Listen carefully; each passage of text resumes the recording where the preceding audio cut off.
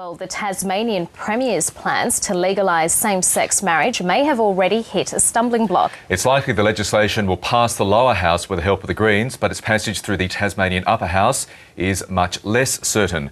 Tasmanian Premier Lara Giddings joins us now from Hobart. Premier, good morning. Firstly, if we go to the state political scene, how hopeful are you of this bill ever surviving the upper house?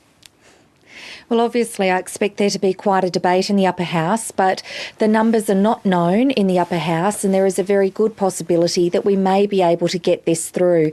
It's dangerous to ever try to predict that with the upper house, but we will do what we can to assist the legislation to progress successfully through the entire Tasmanian Parliament. OK, now if the political planets align and you do get this legislation through the Tasmanian Parliament, it's almost certain the bill is going to be taken to the High Court with a challenge. You were saying yesterday you are pretty confident on legal grounds of surviving such challenge, but in the end, doesn't the Federal Marriage Act override anything the state and territories put up? Well, there is legal advice to say that the marriage power is both within the state and the Commonwealth ambit in that respect. My own legal advice says nothing is there to preclude us from going down this pathway, and other legal advice from outside of government is much stronger in terms of the belief that we can in fact do this. So if it does end up in a High Court challenge, obviously the High Court will be the final determinator or arbiter of what can occur at the state level. But this is such an important point. This is the last bit of discrimination that exists here in Tasmania and around Australia that is preventing people getting married purely because of their sexuality. All the other discrimination has been removed at both the federal and the state level.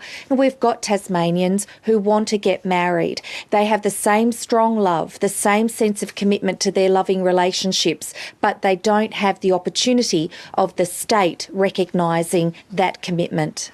That is certainly your plan and your deep-held passion, undoubtedly, Lara Giddings. But as you know, the Prime Minister is very much against what you're planning to do. How hard is it going to be to sell this message to electors in your state, while at the same time your national political leader takes a diametrically different view to gay marriage? Well, you only need to look at countries like the United States of America, where the federal government of the day may well have had a different opinion to those of the states in the United States who have progressed with gay marriage. And I think that that's what should happen here in Australia in that respect. We're not pushing anybody else to do this. What we're saying is that here in Tasmania, we believe it's the right thing to do. I believe that the mood has changed across Australia. I believe we've gone over that tipping point where the community now is either saying, I don't care, or they're saying, yes, this is absolutely wrong and needs to be addressed. And of course, there's that element of the community that will never support this no matter what.